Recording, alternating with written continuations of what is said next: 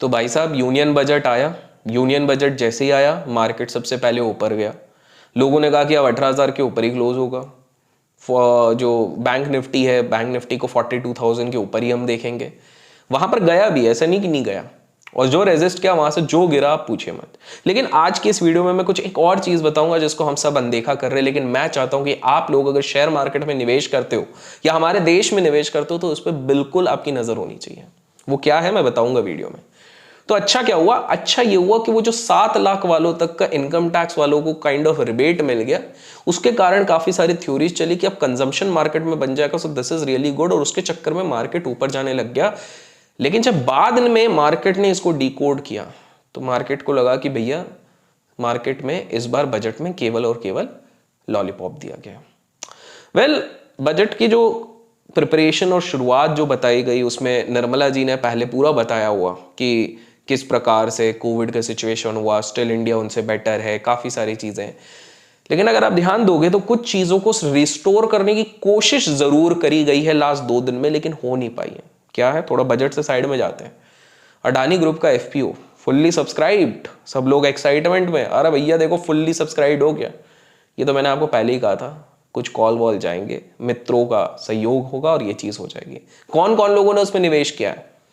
अंबानी, मित्तल, भारती के, ये सारे बड़े बड़े उद्योगपति ने किया। उद्योगपति कॉम्पिटिटर के एफपीओ में इतना ज्यादा इंटरेस्ट, देखिए क्या होता है, इंटरनल चीजें होती हैं, एक आध कॉल इधर उधर लग जाते हैं, अपने आप सारी चीजें करनी पड़ती हैं। लेकिन सवाल अब ये उठता है कि भैया जब इतना कॉन्फिडेंस है तो ओपन मार्केट में आके क्यों नहीं शेयर्स उठाए जाते हैं? ये सारे प्रमोटर्स आके क्यों नहीं उठाते? बिकॉज फेवर सबको एक लिमिट तक करना चाहता है। आज बजट के होने के बाद नजर अगर आपने फिराई होती रेजिस्टेंस के आसपास, तब आपको सिर्फ 2-3 स्टॉक्स देखने थे, Adani enterprise, Adani ports and Adani group. अगर लास्ट 3 दिन का एक ट्रेंड देखा जाए तो एक चीज क्लियर थी कि किसी प्रकार से जो एफएनओ बेस्ड स्क्रिप्ट्स थे अडानी ग्रुप के, उनको किसी तरह के से ऊपर रखने की कोशिश करी गई, because it is still manageable with the help of institutional fund and other funds. लेकिन जो नॉन एफएनओ स्टॉक्स थे वो नीचे के नीचे सर्किट मार रहे थे। लेकिन आज जो नहीं होना था वो हो गया, एंड आज के दिन अडानी ग्रुप के लिए लिटरली एक लिटमस टेस्ट था। अडानी एंटरप्राइज और अडानी पोर्ट्स लोअर सर्किट पे गए। अब कुछ लोग कहेंगे कि एंड ऑफ द डे तो एक अच्छी खासी रिकवरी आ गई, इसका मतलब मार्केट अब पूरा रॉकेट होगा। थोड़ा सेंटिमेंट मैनेज करना पड़ता है, थोड़े इंट्राडे शॉर्ट्स क्लोज करने पड़ते हैं, थोड़े प्रॉप डेस्क के शॉर्ट्स क्लोज करने पड़ते हैं। ये उसका नजरिया है। आपको एक चीज समझनी है, पहली बात, अगर बजट में कुछ बहुत ही ज्यादा पॉजिटिव आ जाता, may be around LTCG, may be around infrastructure, may be around job creation, तो शायद हम 42,000 के ऊपर टिकते ही नहीं, आने वाले 2-3 दिन में अच्छा रॉकेट होते। लेकिन अब पॉसिबिलिटीज क्या बन रही हैं वो समझिए। एक चीज जो यहां पर दिख रही है, अभी देखिए एक चीज समझनी पड़ेगी कि जब हम अडानी ग्रुप की बात करते हैं तो मेजॉरिटी फ्लोट किसके हाथ में? प्रमोटर्स के हाथ में। तो कभी इस चीज को सोचिए थोड़ा सा कि आज का दिन जो इतना ऑस्पिशियस था, एफपीओ से सेंटिमेंट को रिस्टोर करने की कोशिश करी। आज के बजट में थोड़े से ग्रीन एरियाज को भी कुछ ज्यादा ही फोकस देने की कोशिश करी, बिकॉज कुछ stocks renewable sources of energy और ग्रीन पे भी वर्क करते, बट वो भी सेंटिमेंट को रिस्टोर नहीं कर पाई है। तो कहीं ना कहीं जो सेल ऑफ आ रहा था वो एक इंस्टीट्यूशनल सेलिंग थी, जो इंस्टीट्यूशन का एक ऊपर से एक रिफ्लेक्शन दे रहा है कि बॉस जब तक ग्राउंड रियलिटी ठीक ठाक नहीं होंगी तब तक हम इस चीज पे इंटरेस्टेड नहीं है, पहले इस चीज को सही करो। क्रेडिट सूस की रिपोर्ट आ गई है कि भैया हम थोड़े से पेसिमिस्टिक हैं। मैं रिपोर्ट पे तो ज्यादा बिलीव नहीं करता हूं, लेकिन हाँ भाव बहुत चीजें बताता है, और भाव ये बता रहा है कि अभी तक खतरे की घंटी टली नहीं।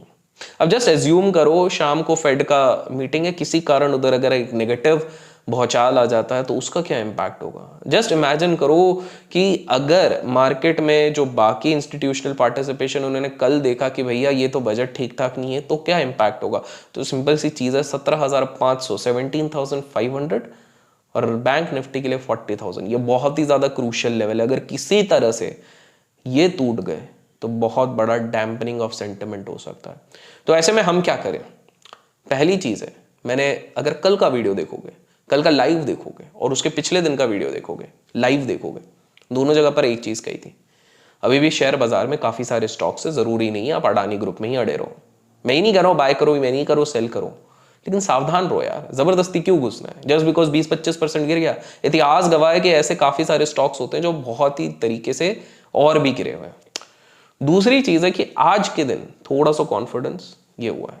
अब आप ये सोचो, डर हमें हिंडरबर्ग रिपोर्ट का नहीं है, डर हमें इस चीज का नहीं है कि लोग क्या करें, डर हमें इस चीज का नहीं है कि पॉलिटिकल डिबेट क्या चल रही है, लेकिन डर इस चीज का है कि फ्लैगशिप कंपनी एंटरप्राइज और पोर्ट्स को नहीं बचा पा रहे हैं। That is a caution sign. डर हमें इस चीज का है कि एफपीओ फुल्ली सब्सक्राइब की एक पॉजिटिव न्यूज, बजट में ग्रीन की बात करने के बाद 7 लाख तक का रिबेट देने के बाद भी हम सेंटिमेंट को रिस्टोर नहीं कर पा रहे। इजराइल के साथ जाके प्रमोटर मिल रहे हैं, काफी सारी चीजें कर रहे हैं, तो भी हम ये चीज नहीं कर पा रहे। इसका मतलब कुछ ना कुछ तो गड़बड़ है दया। हो सकता है कि कुछ ना कुछ यहां पर गड़बड़ है। ऐसे में बहुत ज्यादा जरूरी हो जाता है दोस्तों कि हम अंधाधुन कहीं पर बेटिंग ना करें, अंधाधुन बाइंग सेलिंग ना करें।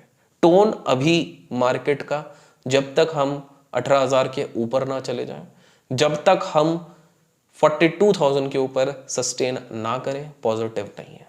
कुछ लोग कहेंगे कि क्या हमें 2 बड़े इवेंट्स जो अभी आ रहे हैं, आरबीआई पॉलिसी वाली चीज आ रही है, उसके बाद फेड वाली आ रही है, इन दोनों का हमको बहुत बेसब्री से इंतजार है, क्या ये बहुत इंपैक्ट करेंगे? देखो क्या है कि मार्केट का माहौल अगर बिगड़ेगा तो आरबीआई मेरे हिसाब से ज्यादा छेड़खानी नहीं करेगी अपनी पॉलिसी के साथ, उनको ऊपर से आदेश आ जाएंगे।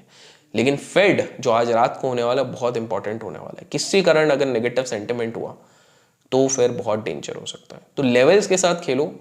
मैं ये कहूंगा कि अभी फिलहाल के लिए थोड़ा सा कॉशियस होना जरूरी है, बिकॉज टीवी पे हर कोई सुबह से बुलिश कुछ ज्यादा ही साउंड कर रहे थे, और जब भी इस तरह से सेंटिमेंट बनता है, स्पेसिफिकली अगर केक काट लिया, डांस कर लिया, तो कुछ ना कुछ उल्टा होता है। आपको क्या लगता है कमेंट्स में जरूर बताना। मेरे तरफ से मैं नहीं कह रहा हूं कि आप बहुत एग्रेसिव बाय करो या सेल करो, मैं सिंपल सा कॉशन आपको कह रहा हूं, अपनी पोजीशन साइज हल्की रखो, that is the only solution. कुछ भी इस तरह के वीडियो में पसंद आता है लाइक जरूर करना, ताकि मुझे पता लगे आपको रेगुलर इस तरह के अपडेट्स पसंद है। Till then keep learning, keep growing, keep investing and keep trading.